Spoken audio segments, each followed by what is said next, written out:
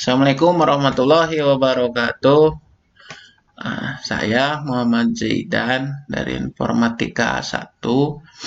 Kali ini akan mempresentasikan UTS Komputer Forensik dan Keamanan Cyber. Yang pertama-tama dimulai dari soal apa itu model dan jelaskan perbedaan setiap layar pada OSI model.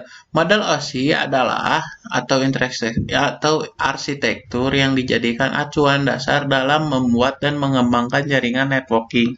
Ada 7 lapisan dalam OSI, antaranya yang pertama yaitu aplikasi layer. Aplikasi layar ini adalah lapisan yang menjadi pusat center terjadinya suatu interaksi antara pengguna end user dengan aplikasi yang bekerja menggunakan fungsionalitas sebuah jaringan. Lalu model yang kedua ada presentasi layar. Presentasi layar ini adalah di mana mempunyai fungsi untuk melestarikan format data yang akan ditransmisikan oleh aplikasi melalui jaringan. Dan yang ketiga ada session layer. Session layer merupakan lapisan yang berfungsi untuk mendefinisikan bagaimana sebuah koneksi yang dapat dibuat, dikelola, dan dikembangkan oleh protokol-protokol seperti NFS, SMB, dan RTP. Lalu yang keempat ada transport layer. Transport layer ini fungsinya untuk memecah data menjadi paket-paket data yang memberikan nomor di setiap paketnya, sehingga nanti akan mencapai sebuah tujuan. Pada layer ini juga protokol dapat ditransmisikan oleh protokol TCP. Dan yang kelima ada tugas dari network, yaitu adalah header paket data yang berisi IP, baik IP pengirim dan IP tujuan data yang dikondisikan layer untuk melakukan sebuah proses routing. Dan yang keenam ada data link layer, merupakan memiliki tugas untuk menentukan setiap bit data dikelompokkan menjadi format dengan frame yang berbeda, seperti halnya pada MAC address serta perangkat yang memiliki jaringan seperti hub, repeater, dan memiliki tingkatan 2 level. Dan yang ketujuh yaitu model OSI layer. Model OSI layer terakhir dan paling utama adalah physical layer yang fungsinya untuk mendefinisikan media transmisi jaringan seperti pengkabelan atau topologi jaringan. Lalu saya akan menjelaskan soal nomor 2, yaitu perihal apa itu SQL injection, DDoS, dan ransomware.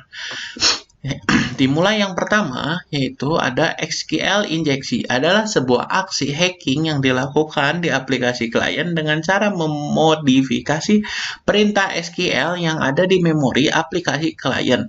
SQL injeksi ini merupakan teknik mengeksploitasi web aplikasi yang di dalamnya menggunakan database untuk menyimpan data. DDoS juga atau DDoS ini disebut juga seperti atau singkatan dari Distribute Denial of Service, adalah jenis jaringan atau serangan yang dilakukan dengan cara membajiri lalu lintas jaringan internet pada server dan sistem jaringan. Umumnya juga serangan ini dilakukan untuk membahas beberapa komputer host penyerang.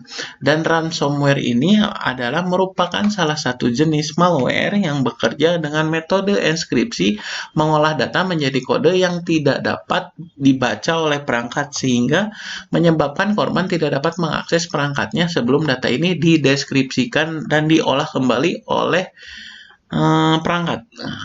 Oke, lalu saya akan menjelaskan soal nomor 3. Soal nomor 3 ini, apa yang Anda ketahui tentang cyber security? Mengapa diperlukan? Dan lalu jelaskan. Oke, saya akan menjelaskan apa itu cyber security. Merupakan suatu praktik yang melindungi para komputer server, perangkat mobile, sistem elektronik, dan jaringan lain-lain. Yang ketersediaan informasinya ini diperlukan dapat mengantisipasi terjadinya cyber attack seperti malware, denial of service, serta spyware, karena dapat menimbulkan kerugian bagi perusahaan baik finansial dan datanya hilang yang disimpan. Begitu. Lalu saya akan menjelaskan nomor 4. Soal nomor 4 ini, apa yang dimaksud dengan digital forensik? Digital forensik atau yang dikenal juga sebagai digital ilmu forensik digital merupakan salah satu cabang ilmu forensik yang berfokus pada penyelidikan dan penemuan konten perangkat digital dan seringkali dikaitkan dengan kejahatan komputer. Lantas digital forensik ini tersendiri memiliki beberapa penerapan yang sangat beragam, penggunaan paling umum, dan serta untuk mendukung atau menjaga asumsi kriminal dalam pengadilan pidana perdata. Lalu nomor 5 ini, saya akan menjelaskan nomor 5, ada yang disebut dengan sebutkan proses dari digital forensik dan jelaskan. Oke, saya akan menjelaskan yang pertama adalah analisis forensik. Pada dasarnya menjawab pertanyaan penyelidik dan menganalisis data yang ditemukan pada citra forensik yang dibuat. Tahapan pengumpulan bukti, proses analisis yang sebenarnya bervariasi antara investigasi. Lalu nomor 2 ada pelaporan tahap.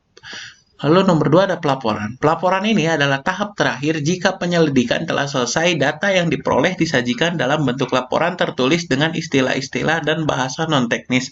Lalu yang ketiga adalah forensik statik. Forensik statik merupakan prosedur dan pendekatan konvensional di mana bukti ini diolah secara bit-to-bit image untuk melakukan proses forensik. Dan forensik ini juga harus berupa ringkasan tentang kegiatan yang dilakukan pada bukti digital. Lalu saya akan menjelaskan nomor 6, apa yang Anda ketahui tentang bukti elektronik dan bukti digital. Saya akan menjelaskan yang pertama bahwa bukti elektronik ini bersifat fisik dan dapat dikenali secara visual. Lalu bedanya dengan bukti digital ini akan diekstrak atau direcovery tidak berbentuk fisik tapi merupakan barang bukti dengan bentuk digital. Kita bisa untuk seperti di file, untuk seperti barang buktinya ini banyak ya untuk dijadikan file, dijadikan recovery agar nanti bisa terjadinya logical, delete, dan lost file. Begitu, lalu saya akan menjelaskan nomor 7. Sebutkan salah satu framework yang digunakan terkait digital forensik, lalu jelaskan.